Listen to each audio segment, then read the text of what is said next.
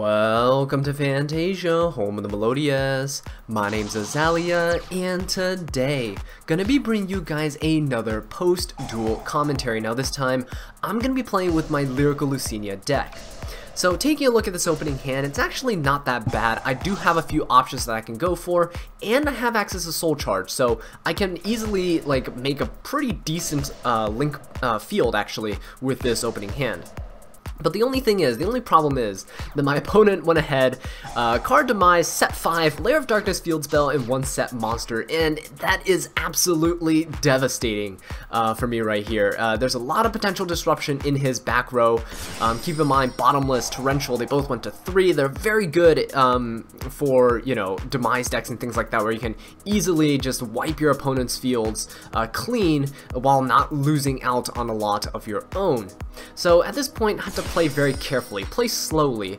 I have to try to bait out some of his resources in the back row, see if I can potentially win like in a grind game situation. So if you guys know this Lyrilusc deck, if you watch the deck profile or the previous one from a couple months back, you'll know that this deck is very link oriented, it's very combo oriented. So this deck can, you know, make Tri-Gate Wizard that's co-linked to 3 monsters. You can banish things, negate things, all that good stuff. It's like a Cyber Dragon Infinity, but a little bit better.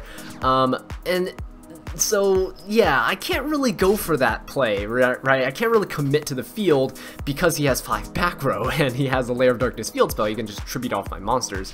So I decided to play slow, make Sylvan Princess Sprite, and decide, you know what, see if, you know, this will bait out anything in his back row, because usually people want to get rid of Princess Sprite because she can help generate advantage. I go ahead, use her effect, I drew into the Wararthal, so that was actually kind of good, and I'm just building up some resources. I drew into the Cobalt Sparrow for turn, that's amazing. Princess Sprite effect, when it comes back to my turn, my opponent didn't really do anything on his, and I excavate a copy of Instant Fusion, so now I'm feeling really confident in going off, because Wararthal can help me grab Kepler. Kepler is better than Kinkabio in this case, because Kepler helps thin out my deck, and because Kepler basically becomes 2 monsters on my side of the field while taking cards out of my deck. Like Kinkabio, if I normal summon it, I can bring back something from my graveyard, but that's not really helping me with consistency on future turns. Again, remember, we're in a grind game state, so we have to be very careful in what we do and how we manage our resources. We don't really want to draw into, you know, Lamia or Dark Contract with the Gates. You want to get the Kepler, thin out those cards from your deck so you can potentially draw into more power plays and things like that, or more monsters and whatever, the power spells, scapegoats, all that good stuff, right? So I go for the Instant Fusion after I make Underclock Taker. Underclock Taker is one of the easiest ways to go ahead and free up your extra monster zone if you already have an extra deck monster in there, like for example our Princess Sprite. So now I'm able to go ahead and use Sapphire Swallow's effect, summoning the Cobalt Sparrow from my hand, because of the fact that I have Independent Nightingale that I summoned with the Instant Fusion. Being a Wing Beast type monster in my field, it's very, very powerful. So now Cobalt Sparrow can go for a search, and I think I go for the Turquoise Warbler just for recovery plays and things like that on subsequent turns. No reason for me to search out DD Crow because he has nothing in his graveyard. In fact, he's probably not playing a very high monster count given that he's playing Demise. So yeah, I opt to go for the Turquoise Warbler. Turquoise Warbler is kind of useful. Of course, for recovery plays, if you get your field wiped by Torrential or something like that, you can easily summon her, summon something out from your graveyard, and then go from there. So now I'm trying to commit to a link board, right? I'm trying to go for link summons, go for the Binal Sorceress right under the Underclock Taker. And at this point, I don't think he's going to be like doing anything to this. It'd be nice if this baited something out, but it doesn't seem like that's the case. He's just letting all of this slide, which is kind of weird. So I'm thinking, okay, maybe there's viruses, you know, things that he can't really fulfill the condition for because there's not high enough attack monsters on, you know, either player's side of the field for him to do it. So I'm just going off with, you know, my plays, still being very cautious about his back rows. Normal summon the Kepler, search out the Dark Contract with the Gate. Contract with the Gate can search out Lamia, and then Lamia can send Gate to the graveyard to special summon herself from the hand. So yeah, grabbing, basically Kepler thins the deck out by 2 while putting 2 monsters on your side of the field, so it's pretty cool. And the opponent right there, he's just going, that's pretty interesting. Yeah, it's a lot more interesting than playing Demise set 5 with a Lair of Darkness field spell. I'd have to admit that as well. So go ahead, summon the Lamia out to my side of the field, and yeah, I believe I go for a Proxy Dragon here with my Cobalt Sparrow and my Lamia, summoning the Proxy Dragon into the middle zone, just so it can have things on both sides of it. And here, I'm contemplating going to the Tri-Gate Wizard. I believe that's the next thing that I do, and as you can see, I thought about summoning Turbo Booster. I really should have summoned Turbo Booster. I should have summoned Turbo Booster and used Turbo Booster and Binal Sorceress to go for the Tri-Gate Wizard. Because at this point, as you can see, I run into the bottomless trap hole, which really sucks. If I kept the Kepler next to the Proxy Dragon when he activated bottomless, I could use Proxy Dragon's effect and destroy the Kepler instead of letting my Tri-Gate get destroyed. So that was a huge misplay on my part, and this completely throws off what I do for the remainder of this turn, because originally I was able to easily go ahead and go for, you know, the co-links and all that. Tri-Gate can start banishing some of the back row, luring out some of the effects and all that good stuff, and I could potentially even get rid of the field spell if I wanted to just by banishing it with the Tri-Gate Wizard. But now, in a really weird situation, have to use the remainder of my field to go for Saryuja Skull Dread. I don't use 4 monsters with different names, I use 3 monsters, I believe. That allows me to summon a monster out from my hand, which is going to be Turquoise Warbler, and that's also a really neat interaction this deck has. Saryuja being able to summon Turquoise Warbler from your hand allows you to proc your Turquoise Warbler's effect, because she doesn't need to be special summoned by her own effect, she just needs to be special summoned from the hand, so that's something to keep in mind if you're playing this deck. So go for the Independent Nightingale, bring her back from the graveyard, you know, just burn my opponent for a little bit more damage. It might be useful later, you know, if I'm in a simplified game state, you know, with Recital Starling or with Assemble Nightingale, I'd want to try to get as much damage into my opponent as possible so my chip damage later on can become lethal. So, summon Recital Starling and Recital Starling uses her effect. It boosts her own attack, I believe, by a little bit. I could have boosted Saryuja's attack by a little bit, but at this point, I'm really scared that he's just going to flip a virus and just tribute my Saryuja anyway, so it wouldn't really matter. Go for the Recital Starling, use his effect, go for a search.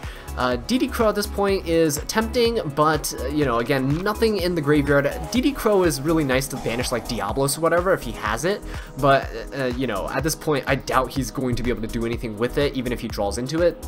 So I go ahead and search for another Turquoise Warbler. Or not Turquoise Warbler, sorry, Sapphire Swallow. And now I activate the Soul Charge, having to bring back 4 monsters, you know, 4,000 life points. It's a lot, but it's not like the Lair of Darkness deck is, it's not like a burn deck or anything like that. It's not something that I'm really scared of in terms of life points. It's just really scary in terms of field presence and him basically destroying my field, like disassembling my field little bit by bit. So apparently he had a second copy of Bottomless Trap Hole. It's really weird how he never hit the Sylvan Princess sprite, sorry, and just waited until now. I mean, I guess it makes sense to use it on a Soul Charge, but the only monster that's going to be banished is my Binal Sorceress at this point, and I don't believe I save it. I think I just let it go. Yeah, so I just let it go. I didn't use the Proxy Dragon to get rid of the Underclock Taker. Underclock Taker might be a little bit more useful later down the line for me to kind of like weaken any monsters with high enough attack points that they're a threat and I can't run over them. So that's why I kept it on my side of the field. Binal Sorceress doesn't really have that great of an effect. It comes up sometimes, but it's very, very niche and situational. So I go ahead and use the Independent Nightingale and I go for the Linkuriboh. Linkuriboh is going to be very useful to help deter my opponent from attacking. You know, if he gets his Darkest Diablos on the field, he still won't be able to attack over anything, which is going to be good. And Linkuriboh's effect, or Linkuriboh summoned under Saryuja so that it gets that little attack boost. So that's 600 attack, so you know, he can't just put that 500 attack monster into attack mode and potentially just bait out my Linkuriboh. That's definitely not what I want happening, right? So yeah, he goes ahead, sets 2 cards, and then activates Card of Demise, which was really weird because he still has a bunch of back row, and you know, he could still potentially activate some of the things in there. And he still hasn't, you know, summoned any other monsters. This is the only monster that he's seen so far. I just really hope that he doesn't draw into a Lilith, because Lilith can, you know, just start tributing off my monsters and potentially gain him more advantage. So he activates the Eradicator Epidemic or Virus, which is quite unfortunate. I think he only did it to make some space, which makes sense, because of course, you see I don't have any spell trap cards, anything like that, and he knows the only card in my hand because I searched it with Recital Starling. So he only activated to make some space, set 2 back rows, summons the Lilith. It really sucks. Fortunately for me though, I do draw into a global, not like a spell or trap card, because of course it just get destroyed. I would just basically be losing a draw phase at that point. So drawn to the Glow Up Bulb, it's nice if Glow Up Bulb, you know, goes to the grave or anything like that. I can always summon it back, potentially excavate some more cards, maybe Dotscaper if I'm really lucky, put some more monsters on the field. But at this point, I'm not really too worried about field presence. I can still attack over his Lilith with my Proxy Dragon. And all that good stuff. Unfortunately, Underclock Taker only lowers the attack points of my opponent's monsters, not the defense values, so I still can't attack over that 2000 defense beat stick, or not beat stick, but I guess defensive wall on this side of the field. So 2000 defense still kind of relevant and useful, which is kind of nice to see, but also it's very annoying to play against when you don't have anything to out it. My Tri-Gate Wizard and my Saryuja, they're like the big beat sticks of the deck, and of course both of them are gone. So yeah, anyway, go ahead, Proxy Dragon attack into the Lilith, and I believe Lilith uses her effect to tribute something. I believe, oh no, there we go, yeah, Crush Card Virus is activated, yeah, so I remember he tributed something off. Crush Card Virus is activated, tributes off my Linkuriboh, and tries to destroy monsters with a bunch of attack points, but my monsters are relatively weak. They're, you know, very low attack, low defense values, but I do use Proxy Dragon's effect to save itself because it's really the only beat stick that I have at this point. 1700 attack because thanks to its boost from Saryuja, and it's the monster I need to protect the most on my side of the field right now because, you know, it not only does it help protect my board from being destroyed, it helps protect itself too if there's monsters that are next to it, but it's also just really good because it has decent attack value, so I can attack over my opponent's monsters. As you can see, we're entering a pretty bad situation where my opponent has a lot of back row, a lot of resources. He potentially set potentially set another virus to his back row right there with his Lilith, so I had to watch out for that. So yeah, at this point, destroys Lilith, that's good. His other monster was gone too, and that's nice. I can attack directly with Resize Starling, and now I can go ahead and summon my my Lyriluscs out from my hand because, of course, Resize Starling's still on the field. I want to use this opportunity to get another search, and this time I go for the DD Crow. No more Lyriluscs and all that good stuff because he has monsters in his graveyard now. So DD Crow allows me to help banish those monsters. He has things like Recurring Nightmare to add back monsters from his graveyard to his hand. If he has other cards that are potentially very useful for him, like Darkest Diablos that's in the graveyard and he tributes something and tries to summon Diablos back, I can banish the Diablos. So I'm holding the DD Crow just in case something like that happens, because again, I cannot get over Diablos at this point. There's no way I can get rid of it if it touches the field, so I have to be very careful. I go for the Assembled Nightingale, probably a mistake on my part, but hey, clearing up some board space is always fine because I'm getting shadow tokens from my opponent's field spell, which is very nice, actually, because it puts bodies on my side of the field, so I'm not worried about my opponent, you know, just OTKing me out of nowhere, and these tokens can act as little mini beat sticks, or at least crash into things like my opponent's Lilith and stuff. My opponent, yeah, there we go. It was a mistake making the assembled because my opponent just goes ahead, activates the Crush Card Virus. Now, yeah, sure, I don't take any damage and all that good stuff, but he's trying to get rid of this Proxy Dragon at this point because, you know, Lilith and stuff, if they normal summon it, they lose like half their attack points. It becomes a 1000 attack monster inside the field. He's just trying to minimize the damage that he's going to be taking because he's playing a Demise variant, very low monster count. As you can see, third card Demise coming out here, drawing 3 more cards. It's very, it's very annoying for him because he needs to have something for, to attack over my Proxy Dragon to get rid of it, or like potentially tribute it off and all that good stuff, but Proxy keeps deflecting those like attempts at destruction by destroying things that are right next to it. So as you can see, I used one of his shadow tokens and I destroyed that instead of letting the Crush card destroy my Proxy Dragon, so that was always good. Now unfortunately here, I top decked the Monster Reborn. That would have been absolutely amazing. That would have been busted, but no, unfortunately, because my opponent's whatchamacallit, his Eradicator Epidemic Virus, that's the virus name, that thing is preventing me from doing all that good stuff.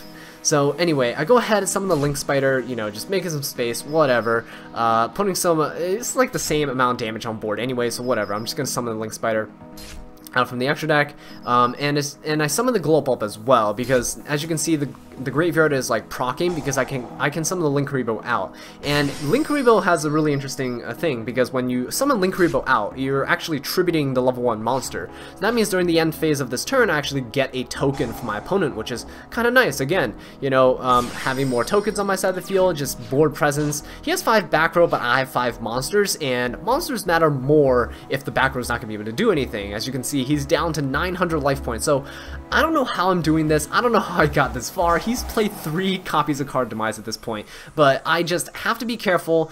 I made the mistake earlier with not putting something next to Proxy Dragon when I summoned the Trigate. Not gonna happen anymore. So my opponent uses Recurring Nightmare here, and I'm like, ooh, see, this is why I have that DD Crow, but also I'm not gonna use it here. I'm just not gonna use it here. I believe he has, I believe he Foolished for something, what was it? The Dark Worm. I believe that's what he Foolished, if I remember correctly. It's been a little bit since I've seen this replay, but or seen this duel in general. So yeah, oh yeah, there we go. Yeah, he did have the Dark Worm in there. So since he has no monsters on the side of the field, he can summon the Dark Worm from his graveyard to his side of the field. 1800 attack. Now that was the card that I was worried about. That was the card that I need to banish with the DD Crow. So I didn't care that he did Recurring Nightmare, all that good stuff. DD Crow, the Dark Worm, that's what his name was, because Dark Worm can attack over Proxy Dragon, and that's not what I want. That's gonna be very dangerous for me, and put me in a really bad situation. And at that point, the only way I can win is make like Assemble Nightingales, which will probably get tributed immediately, and then Resize Starlight can crash, but that wouldn't have been enough. My Resize's 900 attack points.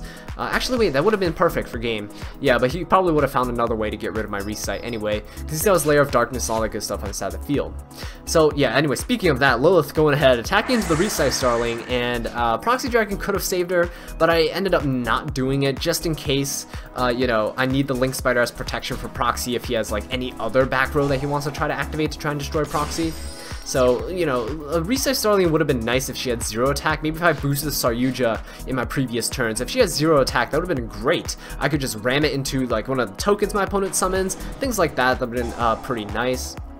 But here, I go ahead, top deck into Kinkabio, which was fantastic at this point, and I can special summon something from my graveyard as well. So I opt to go for Independent Nightingale. I know I could search for like Cobalt Sparrow or something, and then Cobalt Sparrow can search for like DD Crow, but at this point, he's so low on life points, I just want to get that last bit of damage and just squeeze that last bit of damage out of him. So go ahead, summon the Independent Nightingale, use her effect again. She's been coming in clutch. My opponent wouldn't actually be this low if I didn't summon her over and over earlier on in the game. I believe I summoned her 3 times earlier, and this is the 4th time I'm summoning her. So essentially I've burned my opponent for 2000 damage just with a little bit at a time. So these types of things do add up, and if you're in an early game early game situation, you notice that the game's going to be grinded out to a very, very long duel. You might want to consider, you know, trying to recycle an Independent Nightingale from the graveyard, Kinkabio, something like that, you know, your Turquoise Warblers, bring it back, do that extra 500 burn damage, because at this point, I summoned the Assembled Nightingale, and I could potentially attack my opponent for game. Now, I made a little misclick. I accidentally clicked the Activate on the Assembled Nightingale, so I detached the material, so I would have only been able to attack directly once for 200 damage, but I think that freaked my opponent out a little. He probably read her effect. It was like, oh no, I can't have that on his side of the field, and he just tributes it off. So that was perfect, because now I have Proxy Dragon on my side of the field, Link Spider still helping me protect it, and I can attack into the Lilith and finish this duel off. So yeah, as you guys can see, pretty long duel, right? About like 18 minutes long, something like that. This was pretty interesting. I could not get my Link combos off. Again, I explained to you my mistakes that I made along the way, so hopefully when you guys are playing with this deck, you won't make those as well. This is this is a very on-the-fly type of deck. You kind of just make your decisions based on what you have on hand. There's no real like combo tutorial guide type of thing for this type of deck. It's just, do you have enough resources to go off? If you do, go for it, right? You want the power spells. The power spells in the deck are the ones that help you establish your major fields. So yeah, anyway guys, thank you all so much for watching this video. I really do appreciate it. If you enjoyed it or found it helpful, please leave a like, subscribe for more Lyrical Lucinia content, and leave a comment down below letting me know what I can do to improve. And until next time, take care.